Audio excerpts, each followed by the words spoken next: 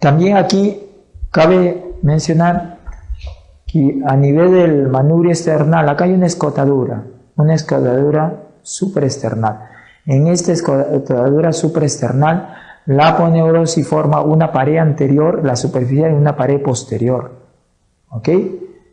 A este triángulo es triángulo supraesternal, o de Burs también, y ahí en su profundidad vamos a encontrar esta vena, que es la vena, ¿ve?, que tiene conexión a la vena yugular anterior.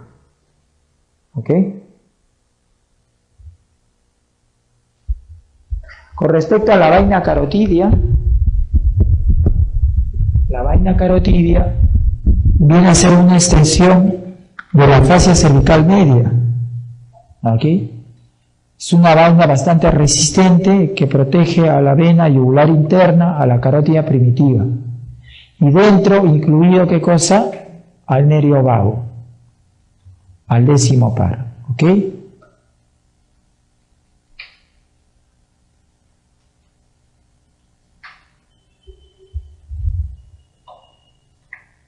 Ahí está. Vean ustedes el contenido de la vaina carotidia, la vena yugular interna, ¿ok? Vena yugular interna, la carótida primitiva. Entre la carótida primitiva y la vena yugular interna se forma un ángulo diedro, o sea, sí, un espacio diedro. Y en la profundidad de ese ángulo diedro se encuentra aquí este nervio vago, o el neumogástrico. Entonces, el contenido de la vaina carotidia son 3 elementos: el nervio vago, la yugular interna y la carótida primitiva. ¿Ok? También podemos ver aquí vean ustedes que a la vena yugular interna se encuentra por debajo de este músculo, que es el ecón, siempre por debajo. El único músculo que protege a la yugular interna es el ecón. ¿Ok? Y uniéndose a la yugular interna es este tronco, llamado el tronco tirolinguofacial. ¿Ya? Ese tronco tirolinguofacial. Este tronco tirolinguofacial, con la yugular interna y el vientre posterior del digástrico, forma un triángulo. Triángulo de Fareu. Ahí más o menos van a ver ahí en los gráficos. Y el contenido de este triángulo, el otro par craneal, el hipogloso. Ahí se encuentra cruzando el hipogloso. ¿Ok? Aquí también podemos aprovechar este músculo, que es el escaleno anterior, es el piso del triángulo de Sanz, ¿okay? Y sobre la superficie del escaleno anterior está este nervio, el nervio frénico. Y por detrás del escaleno anterior, los troncos primarios del plexo braquial. ¿Ok? El contenido de la vaina carotidia, una vez más: arteria carótida primitiva, nervio vago, yugular interno. ¿Ok? Una cosa que siempre deben aprender ustedes, que la carótida primitiva nunca da ramas. Es la arteria en el cuello que no da ninguna rama, la carótida primitiva. ¿Ok? La única que da rama, ¿quién es? La carótida externa. La carótida externa. ¿Ok? La carótida interna también es otra arteria que no da ninguna rama en el cuello. ¿Ok? Me puede preguntar, son arterias que no proporcionan rama a nivel cervical: la carótida primitiva y la carótida interna. ¿Ok? Muy bien. Cruzando siempre a la arteria carótida, a la vaina carotidia, vamos a encontrar siempre a este músculo infrayoideo, que tiene en el centro su tendón. Y ese tendón se fija a la vaina carotidia. Es el homoyoideo. Homoyoideo. ¿Ok? Homoyoideo. Y esta fijación a la vaina carotidia de este tendón y a su vez a la piel del cuello hace que la piel de esta zona se mantenga fijado hacia la estructura profunda. Si no habría esta fijación, probablemente la piel del cuello, en la extensión o en la lateralización, ¿qué pasaría? Formaría una especie de mecanismo de carpa. Gracias a eso se mantiene fijo. Gracias a esa unión. Importante esa unión. ¿Okay? Y acá ven ustedes que a la altura, eso es importante, a la altura del borde superior del cartílago tiroides, se divide la arteria carótida primitiva en carótida externa y carótida interna. A la altura de cartílago tiroides, del borde superior del cartílago tiroides. ¿Ok? Vemos aquí la vaina carotidia, un componente que se encuentra por encima de la vaina carotidia, no sobre la vaina carotidia, para algunos anatómicos. Otros anatómicos dicen que se encuentra dentro de la vaina carotidia, pero cuando uno diseca está encima, no sobre. Es este nervio, que es la asa cervical. La asa cervical. Llamado en forma inadecuada como el asa del hipogloso. Antiguamente se le llamaba el asa del hipogloso, ahora se le llama asa cervical. Asa cervical, esta asa cervical está formada por ramas de C2, C3, C4, ¿ok? Ese es su brazo inferior, y el brazo superior lo proporciona una rama de C1, que viaja conjuntamente ¿con quién? Con el nervio hipogloso. Acá ven el nervio hipogloso, miren, el nervio hipogloso. Y ese nervio hipogloso lo encuentran en este triángulo de Fareu. ¿Quién lo forma ese triángulo? Lo forma el borde del vientre posterior del digástrico, aquí ven, esta vena tronco-tirolingofacial y la vena yugular interna. En ese triángulo siempre van a encontrar el nervio hipogloso. Y el nervio hipogloso no participa en la formación del asa cervical. Lo que hace que el nervio hipogloso sirve de vía, de carril, ¿para quién? Para la rama anterior de C1. Y C1 da una rama, un brazo, el brazo superior, este brazo, para unirse con el brazo inferior y formar esta asa. ¿Cómo se llama esta asa? El asa cervical.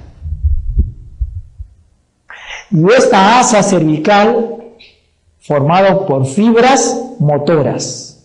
Y esa asa cervical sirve para la inervación de todos los músculos infrayoideos. De todos los músculos infrayoideos.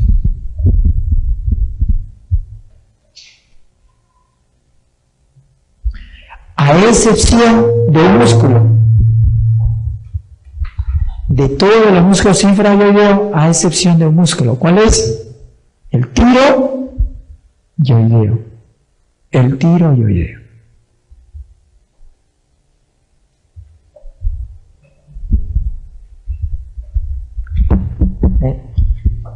Entonces la pregunta sería, ¿quién inerva el tiroyoideo? Nervio hipogloso. El nervio hipogloso. Entonces, una pregunta que le pueden hacer son músculos inervados por el asa cervical, excepto, ya lo saben. ¿Ok? Muy bien. Y acá ven ustedes todos estos músculos infrayoideos, miren, en el gráfico, inervado por el asa cervical. Por el asa cervical. ¿Ok?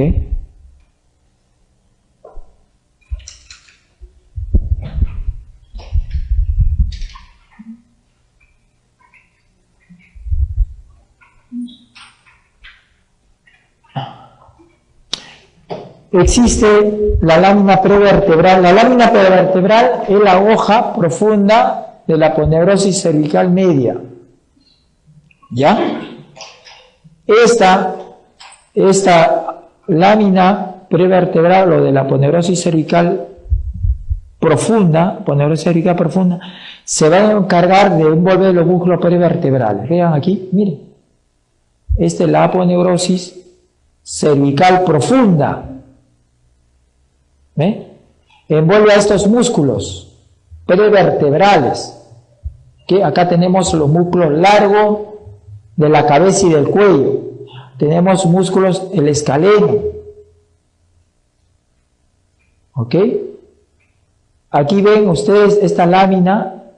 Esta es la aponeurosis cervical profunda y ven aquí otra aponeurosis, mira. Aquí, esta aponeurosis que va a dar origen ¿a quién? A la vaina carotidia. Es la aponeurosis cervical media. ¿Ok? Y hay otra aponeurosis que envuelve a la tráquea, mira. Que es la aponeurosis pretraqueal. ¿Ok? Muy bien.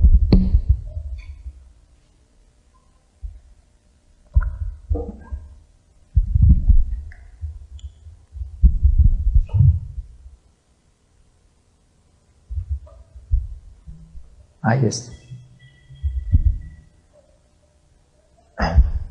Entonces, esta aponeurosis cervical profunda o aponeurosis prevertebral va a envolver ¿a quién? A los músculos prevertebrales. ¿Qué músculos prevertebrales? Tenemos aquí estos músculos, el largo del cuello, el largo de la cabeza. Tenemos este músculo, miren, los escalenos, escaleno anterior, escaleno medio y escaleno posterior. Todos esos músculos es envuelto por esta aponeurosis, ¿Cómo se llama esta aponeurosis? Cervical profunda o prevertebral. ¿Ok? Ahora, esta aponeurosis puede tener una prolongación lateral, aponeurosis alar de Monro, que se le llama. ¿Ok? Y muchas veces se puede extender hasta la región axilar y formando la vaina axilar de Gray. Y hacia arriba se va a insertar en la base del cráneo.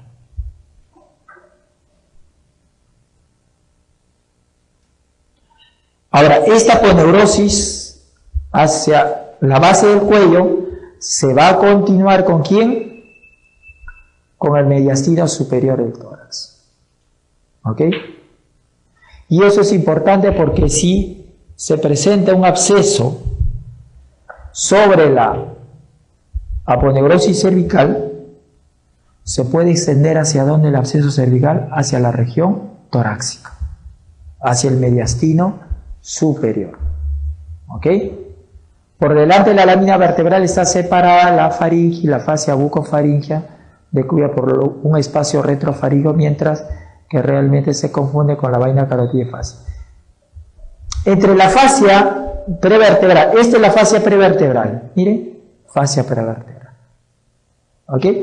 Esto de acá es la fascia retrofaringea. La fascia retrofaringea, que muchas veces envuelve a los músculos retrofaríngeos. Entre esta fascia retrofaringea y la fascia prevertebral existe un espacio, el espacio retrofaríngeo.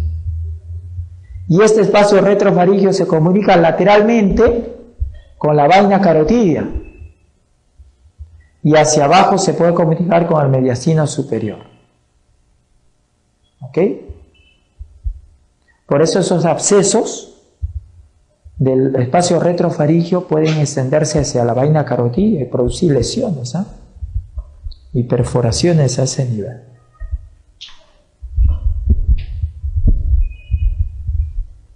Bueno, lo único que aquí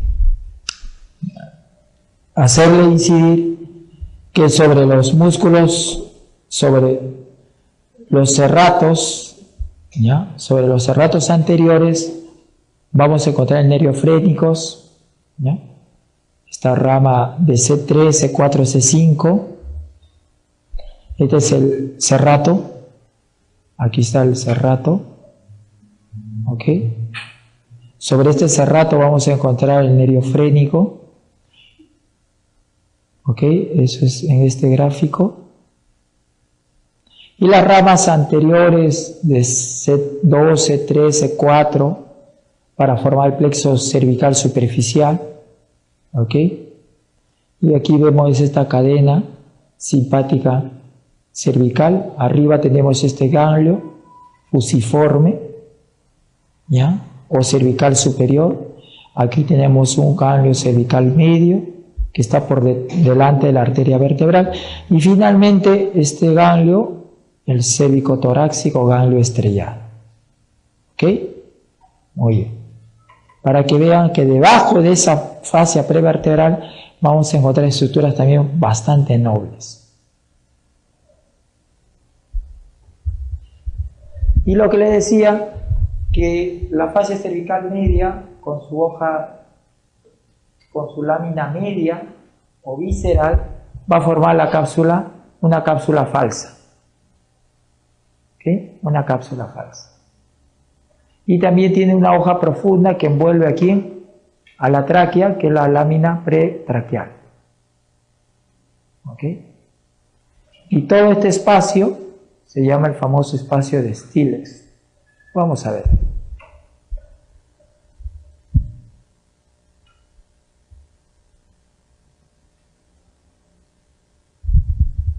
Con respecto a la aponeurosis cervical media, que ya hemos hablado, que proporciona una cubierta para la vaina carotidia, para las vísceras, para los músculos infrayoideos, para todos ellos. ¿Ok?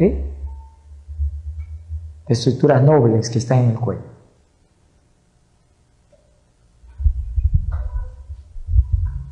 Lo que le decía, que muchas veces estas fascias pueden proteger y permiten comunicaciones entre el cuello, la región suboccipital y la región torácica.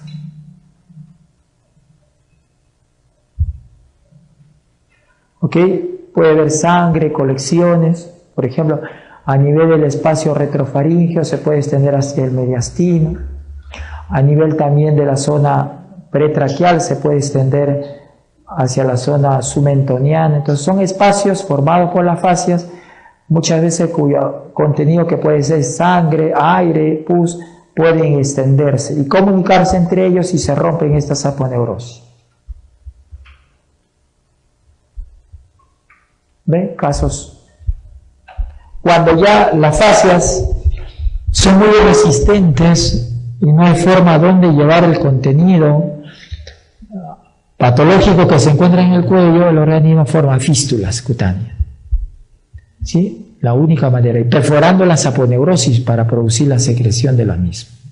Esto se veía antiguamente, ahora se ve poco, por los antibióticos, todo eso. Pero también podemos pensar de que estos pacientes pueden estar haciendo un tipo de mediastinitis, porque comunicación a través de esos espacios es el mediastino superior, ¿no? Y el tratamiento es quirúrgico. Y a veces estos pacientes pueden quedar con secuelas, por las lesiones de estructuras nobles. ¿Ok?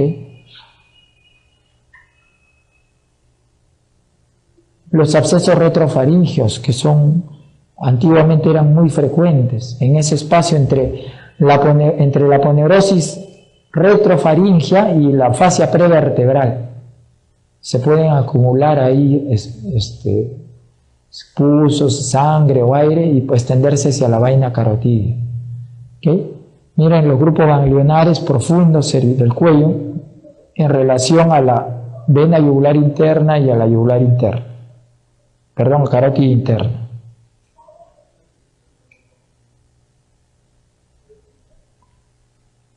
Entonces básicamente son aplicaciones para que ustedes lo puedan leer. Todas las lesiones que se puedan ocurrir a nivel de estos espacios formados por estas aponeurosis al final pueden producir problemas, ¿eh? Disfagia, disartia, lesión de nervios laringeo recurrente, una serie de problemas.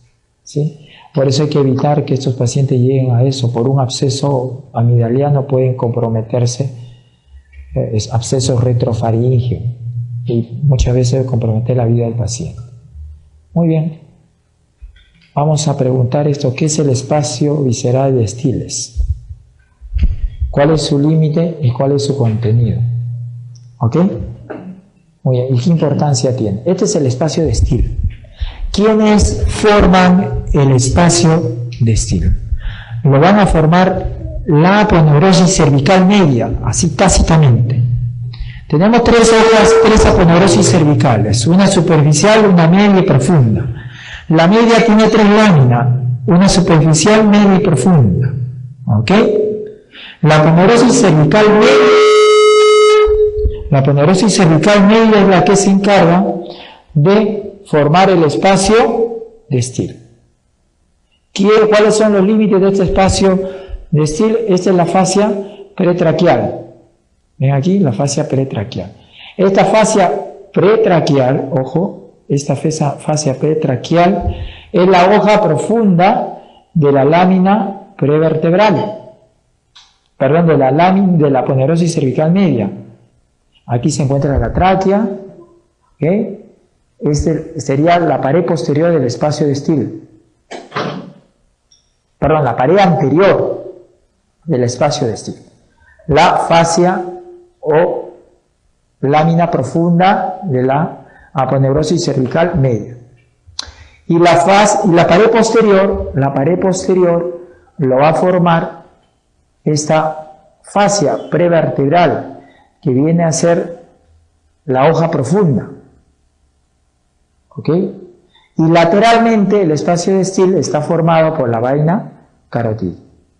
Entonces, ese gran espacio de Stiles es importante porque en su interior vamos a encontrar las vísceras del cuello. Tenemos la tráquea, encontramos el esófago y las glándulas tiroides y paratiroides. Entonces, hacia adelante la fascia pretraquial, hacia atrás la fascia prevertebral y hacia los lados la vaina carotídea. Y este es su contenido. ¿Ok? Importante, sí, porque es una envoltura, es una cápsula que protege a estos órganos nobles del cuello. ¿Ok? Muy bien. Ese es el espacio este. Muy bien. ¿Hasta acá alguna pregunta? Trae esto.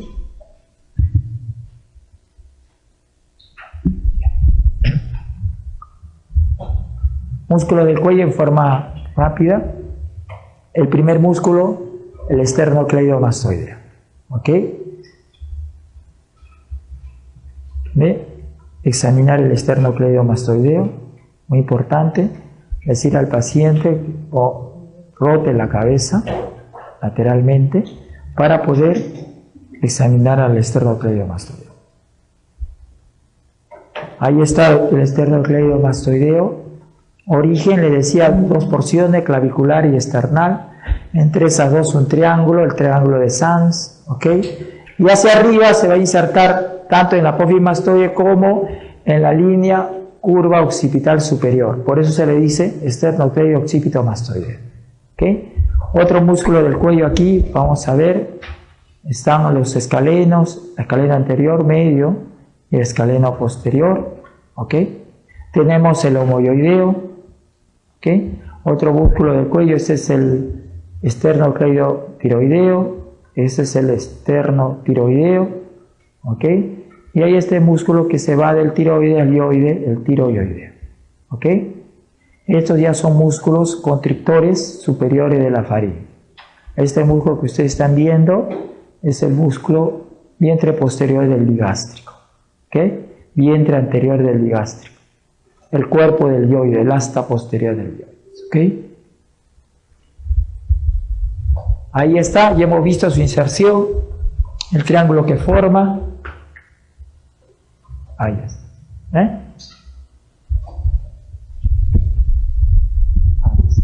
Entonces ahí vemos esternocleidomastoideo, pseudofascículo, el triángulo de Sanz. En la profundidad del triángulo de Sanz, el nervio frénico que está sobre el escaleno anterior. ¿Ok?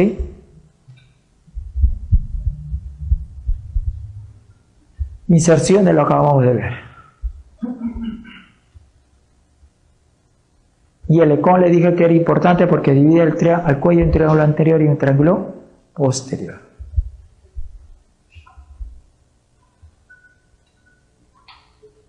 Este es el triángulo posterior, ¿ok? Los límites del triángulo posterior, por delante del borde anterior del trapecio, borde posterior del ECON y la clavícula, el cuerpo de la clavícula y la articulación externo-clavicular, ¿ok? Ese es el triángulo posterior. Este triángulo posterior es dividido a su vez por este músculo, el omoioideo, un triángulo superior y un triángulo inferior. El triángulo superior también se le conoce como triángulo occipital, porque está en relación al hueso occipital. Y el triángulo inferior, triángulo supraclavicular. Y en el triángulo occipital tenemos, ¿cuáles son los componentes? El esternocleidomastoideo y el elevador de la escápula. Y vamos a encontrar en este triángulo también superior las raíces primarias del plexo braquial. ¿Ok? Mientras que en el triángulo inferior vamos a encontrar ya el tronco brachiocefálico, arterial y venoso. ¿Ok? También vamos a encontrar a ese nivel los nervios supraclaviculares, medio, anterior, medio y posterior.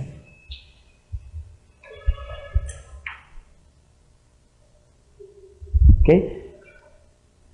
Relaciones que guarda este músculo, importante para usted para aplicaciones clínicas que le pueden preguntar en un examen con la yugular externa. La vena yugular externa lo cruza prácticamente en el punto medio al ECON,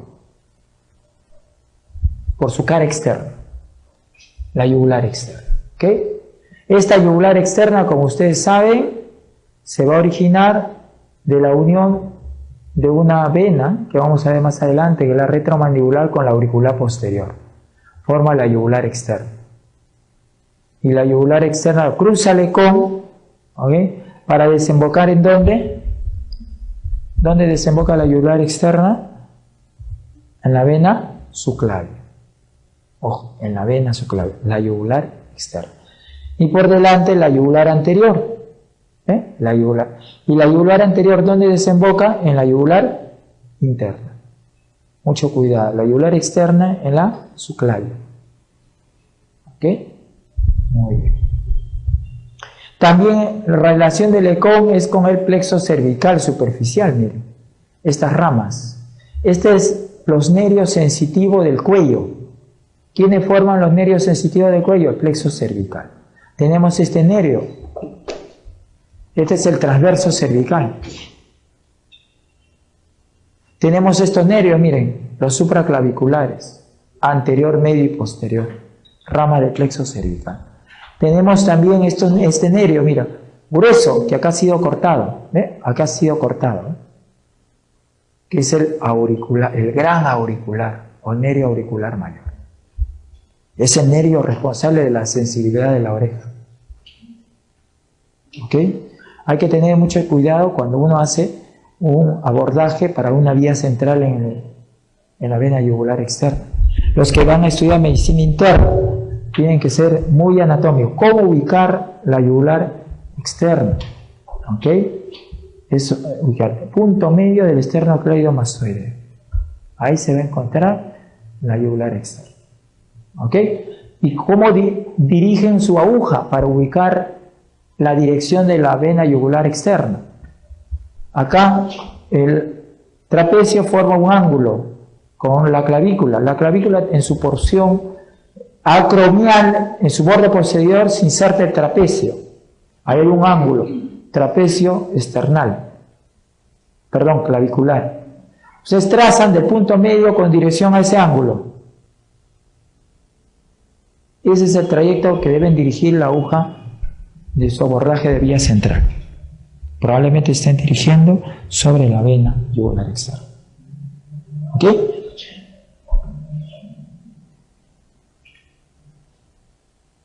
Porque yo he visto, yo también lo hacía, porque cuando fui interno, Y cuando roté en cirugía me dieron, y con mi conocimiento de anatomía, pero a veces no ubicamos, y veía compañeros que hincaban, no ubicaban.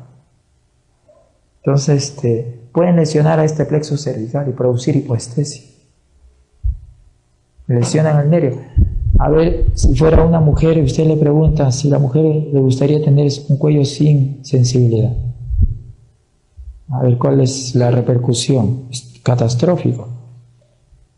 ¿Sí? Nosotros, por ejemplo, cuando hacemos estiramiento cervical, cuidamos mucho este nervio, el auricular mayor. Porque si lo volamos, la persona se queda sin sensibilidad en la oreja. La paciente te denuncia. Doctor, no siento mi oreja. Y a una mujer que no siente sus orejitas es grave también. Entonces, es importante el conocimiento de que. Entonces, cervical, y acá tenemos un nervio, que es el nervio mastoideo, o occipital menor. Porque le decía, occipital menor, del plexo cervical. ¿El mayor de dónde sale? En las ramas posteriores del C2. En cambio, sale del plexo cervical superficial. ¿Ok? Muy bien. Bueno, unas relaciones básicas, siempre el borde anterior del ecón con la glándula tiroidea. Se acuesta la glándula parótida sobre el ecón. ¿Sí? Se acuesta. También sobre el ecón vamos a encontrar por delante del ecón, debajo de la glándula tiroidea, al vientre posterior del ligástrico. ¿Ya? Vean ahí, para que vean, este músculo, el macetero, ¿no? Macetero, el músculo masticador por excelencia, es el músculo que eleva principalmente la mandíbula. Y en el punto medio del macetero cruza este conducto de la glándula parótida, el conducto esteno. Y perfora a este músculo, el conducto de esteno. Una pregunta que hicieron: ¿a qué músculo perfora el conducto de esteno? A este músculo de la mejilla, que es el buccinador. ¿Ya? Pregunta sencilla al buccinador. ¿Sí? El conducto de esteno. ¿Y dónde desemboca el conducto de esteno? A la altura del segundo molar superior. Ahí, a esa altura. ¿Ok? Ya estos son músculos de la mímica. Y aquí podemos sacarle provecho, mira, el conducto de esteno. Y por delante del borde anterior de la glándula parótida, siempre vamos a encontrar las ramas del nervio facial. En otras palabras, la única estructura en la cara que protege a las raíces del nervio facial, ¿cuál es? Por lógica, la glándula parótida. Porque por debajo de la glándula parótida se encuentran las raíces, los troncos, los dos troncos primarios del nervio facial. Es por eso que si sufre un trauma profundo de la glándula parótida, le pueden poner, si a mí me dicen, doctor, usted elabore una pregunta para el examen de residencia, yo le hago esto. Paciente que ingresa con una lesión profunda sobre la glándula parótida, profunda. Primero, una palabra sencilla, una pregunta sencilla: ¿qué par craneal está comprometido? Quinto par. ¿Sí? Es una pregunta que se le puede hacer. Quinto par. ¿Ok? Otra pregunta: ¿qué tronco probable estaría lesionado? Entonces, vean eso, pueden lesionarse eso. ¿Ok? Las ramas terminales, si ocurre la lesión a este nivel, es grave. Una lesión grave del nervio facial en la profundidad de la glándula parótida. Pero si la lesión ocurre por delante de la glándula parótida, o sea, en la mejilla propiamente dicha, una lesión relativamente muy localizada. Si ocurre a nivel de esta rama bucal, probablemente se comprometa aquí, del nervio facial. ¿Ya? Importante que usted conozca. Y relaciones que acabamos de ver con el esternocleidomastoideo, ¿quién? La yugular externa, el plexo cervical, ¿ok? Aquí tenemos la yugular anterior, miren, la yugular anterior, origen de la yugular anterior, las venas submentonianas, ¿ok? Tenemos también aquí que acá hay un triángulo de Burs, donde vamos a ubicar ¿qué cosa? La yugular anterior. La yugular anterior. Yo siempre digo, a veces en una liposucción de cuello de papada, a veces lo dañan la yugular anterior, porque se meten muy profundamente. Yo he tenido pacientes que han venido con hematoma cervical por una liposucción de papada. Por eso yo digo, el que debe hacer cirugía plástica es una persona que debe hacer la especialidad, porque acá en el Perú se meten a hacer cirugía plástica traumatólogos, ginecólogos, anestesiólogos, de todos, ¿eh? Es una intromisión bárbara.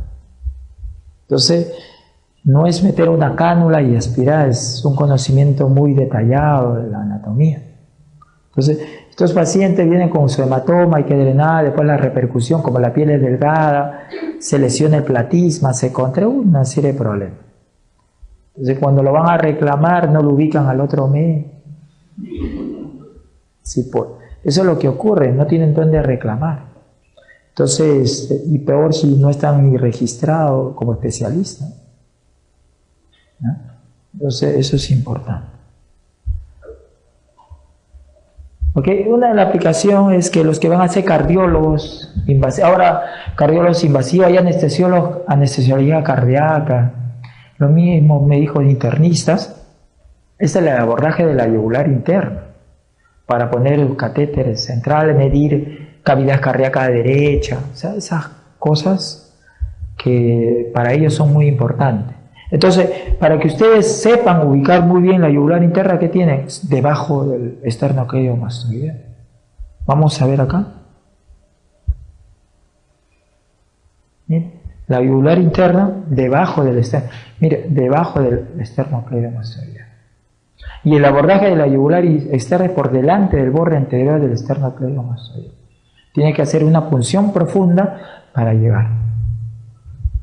Es por eso que una lesión de cuello, ahora es frecuente los degollamientos, ustedes han escuchado en la televisión, se mueren. ¿Por qué? Porque si te cortan la yugular externa, como que puede sobrevivir, ¿eh? Puede llegar al hospital, se pone algo todavía, puede sobrevivir. Sí, ligeramente se retrae la vena, con una presión sangra importantemente, te puede chocar. Pero si alguien te auxilia o presión a ese nivel o algo, puedes sobrevivir. Pero si te cortan el esternocleidomastoideo, vas a cortar la yugular interna. Esa es muerte segura. 3 minutos, 5 minutos. ¿Sí? Porque te cortan la yugular y como la yugular externa está dentro de una vaina carotidia y la yugular interna tiene gran cantidad de fibras elásticas en su pared, muy abundante. Su corta la vaina carotidia que lo sostiene, se hace independiente. ¿Y qué pasa con los bordes de la yugular interna? Se retrae por la elasticidad, se va hacia la parte inferior o la parte posterior. A ver, búscalo si te encuentras con una pinza en ese momento. El mar de sangre encima, a desesperación. Entonces, yo creo que muchas veces se mueren por un corte profundo que lesiona la yugular interna. ¿Ok? Muy bien. Bueno, las lesiones de la yugular externa pueden ayudarlo todavía. ¿Sí? Las aplicaciones clínicas que pueden evaluar presiones venosas, central. Si ustedes ven una yugular externa bastante dilatada, ya les hace pensar ciertas patologías cardíacas, ¿ok? No debe existir pulso yugular externo ni dilataciones. Eso es una aplicación que ustedes lo puedan revisar en sus tópicos de semiología y esas cosas. ¿Ok? Muy bien, las venas superficiales que le había enseñado. Hay venas superficiales en el cuello de la yugular anterior, ¿ok? Hay otras venas que no tienen mucha importancia. Aquí están. Esa es la yugular externa siempre, abrazando al esternocleidomastoideo. Yugular anterior, ¿ok? Va a formar el arco de la yugular, se llama esto. El arco de la yugular. Une a las yugulares anteriores. ¿Dónde se encuentra este arco de la yugular? En este triángulo. Hay un triángulo acá. Supraesternal o de Burs también se le llama. Vemos aquí que la yugulares anteriores se originan de la vena sumentoniana. Y la yugular externa, es importante que ustedes lo sepan, ¿cómo se origina? De esta vena, mira, ven. Esta es la vena que se encuentra detrás del maxilar inferior, la retromandibular. Esa es la vena retromandibular, retromandibular. Y la vena retromandibular se origina de la unión de dos venas, ¿ya? Una vena que viene de la región temporal, la temporal superficial o vena temporal, con una vena que es la maxilar interna, forma la vena retromandibular. Y esta vena retromandibular se une con esta vena, la vena auricular posterior, para formar ¿qué cosa?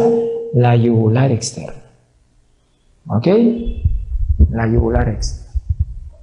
En cambio, la yugular interna se va a formar, ¿ok? Se va a formar en el golfo de la yugular.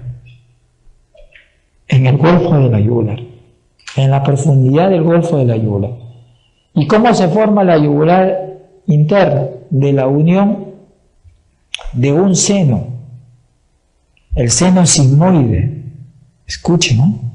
Seno sigmoide con el seno petroso inferior. ¿Sí? Ese seno petroso inferior y el seno sigmoide se unen en el golfo de la yugular, dando origen ¿a quién? A la yugular interna. ¿Ok?